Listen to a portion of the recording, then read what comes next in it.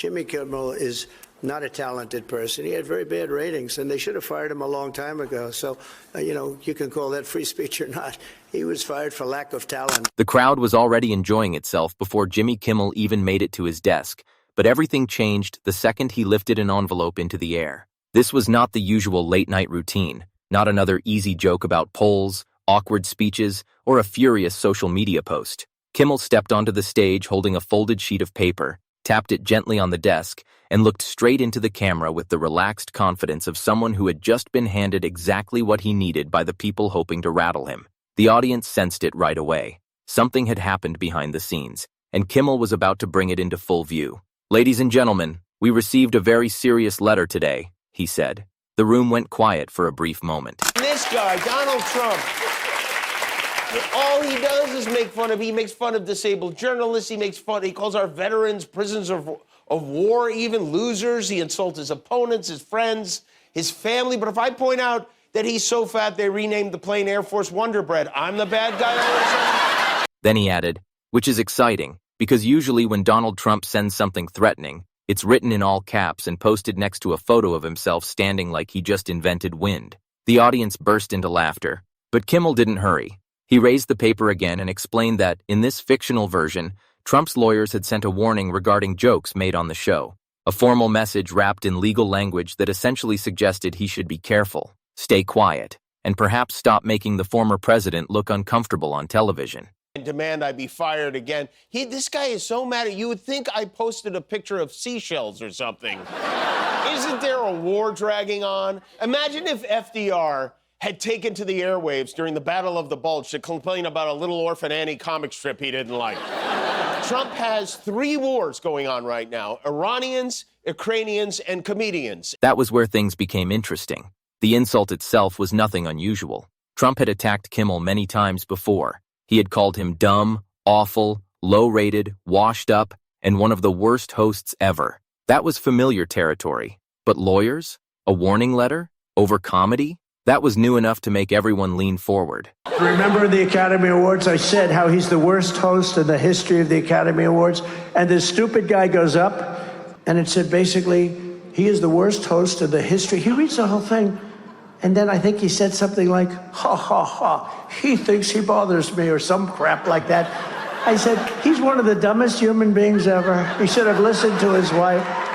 What a dope. Kimmel studied the document as if it had been recovered from an ancient civilization and remarked, "I have to say, there's nothing that proves a joke didn't bother you quite like having 3 lawyers put on reading glasses and write 6 pages about how unbothered you are." The audience roared with laughter. Then he started reading from it. Not every word, just enough. The document was packed with formal phrases about false impressions, reputational damage, and repeated ridicule. Kimmel delivered each line with exaggerated seriousness, treating it like a major court ruling rather than material for a comedy monologue.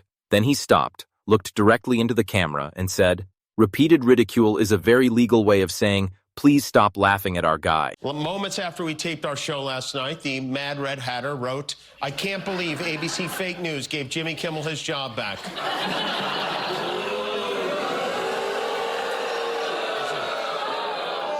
You can't believe they gave me my job back. I can't believe we gave you your job back. The studio erupted, but Kimmel was doing more than telling jokes. He used the letter to point out a larger truth. Powerful people do not usually fear jokes because jokes are dangerous by themselves. They fear jokes because jokes help people understand things quickly.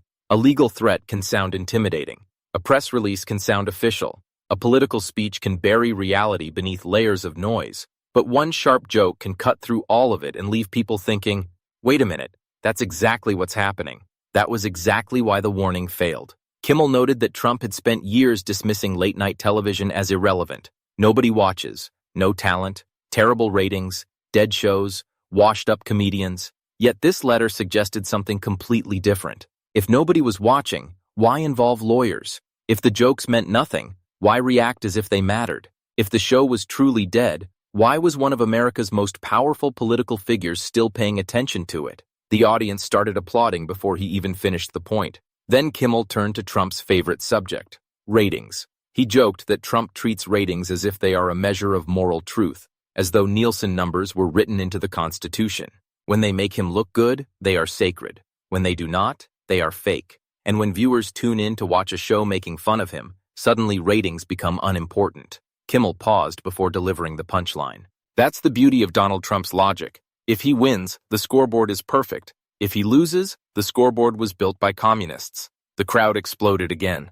Then he held up the letter and said the attorneys had made one critical mistake. They put everything in writing. Kimmel explained that paper is dangerous because it has no facial expressions. It cannot spin a story. It cannot interrupt. It cannot accuse someone of having a low IQ. It simply sits there, quietly proving that someone cared enough to send it. That joke changed the atmosphere. Suddenly, the conversation became bigger than just Trump and Kimmel. It became about intimidation itself. Kimmel said every bully reacts in the same way when laughter gets too close. Stop the room. Scare the witness. Punish the messenger. Make the critic hesitate. But comedy only works when people refuse to be intimidated by power. A joke delivered honestly, clearly, and carefully can become a mirror. And some people dislike mirrors because mirrors do not negotiate. The audience became noticeably quieter. Kimmel leaned forward and said, "This letter says we should be careful. And that's fair. We should be careful. We should be careful with facts. We should be careful with people. We should be careful with the truth.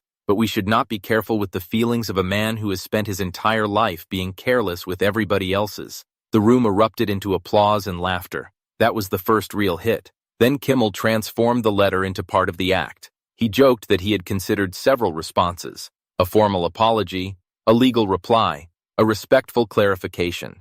Then he explained that he had chosen option 4, reading it on television while the country laughed. He placed the letter upright on his desk and spoke directly to it. "Dear letter," he said, "I understand you're trying to frighten me. Unfortunately, you arrived during monologue rehearsal, which is where threats go to become punchlines." The audience completely lost it. Still, Kimmel continued building his case. He pointed out the deeper absurdity. Trump had criticized hosts, actors, comedians, journalists, women, judges, prosecutors, former officials, current officials, people he hired, people he fired, people he barely knew, and even people who simply happened to be standing near a camera. Yet when comedians responded with jokes, suddenly concerns about reputational harm appeared. Kimmel summed it up perfectly. Donald Trump calling someone dumb is free speech. Someone calling Donald Trump thin-skinned is apparently a constitutional crisis. The laughter rolled through the room, followed by loud applause. Then Kimmel's tone shifted once more.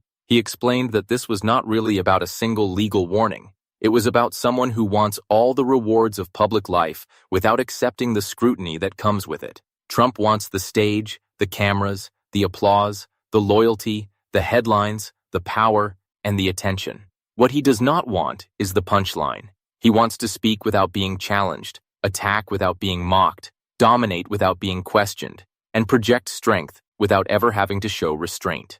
Older viewers understood that point immediately. They had witnessed genuine strength before. They had seen public figures handle criticism with dignity. They had watched presidents take jokes without sending legal threats. Kimmel said there was once an expectation that powerful people had thicker skin than ordinary citizens. Somehow that expectation had been turned upside down. Now everyday people are expected to tolerate everything while powerful men seek protection from jokes. The room fell silent once again. Then came the ending.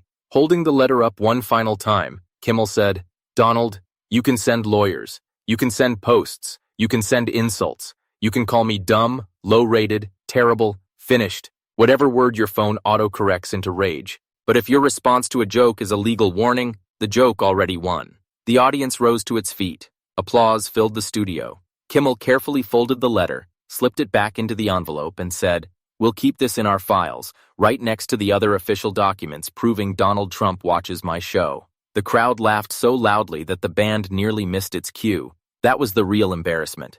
Not that Kimmel read the warning, not that the audience laughed, not even that Trump became the subject of another late-night monologue. The real humiliation was that the warning itself confirmed the joke had landed. The attempt to intimidate became evidence of panic. The document meant to silence him became the prop that made the room even louder. By the following morning, the clip was everywhere. People were not just sharing the jokes, they were sharing the reversal. Lawyers tried to make comedy smaller. Kimmel turned the threat into a punchline. Trump wanted to control the narrative. Instead, he handed the storyteller a better ending. Because power can survive criticism. It can survive disagreement. It can survive anger. But once power becomes funny because it tried too hard to stop people from laughing, There is no legal letter powerful enough to put the audience back in its seat.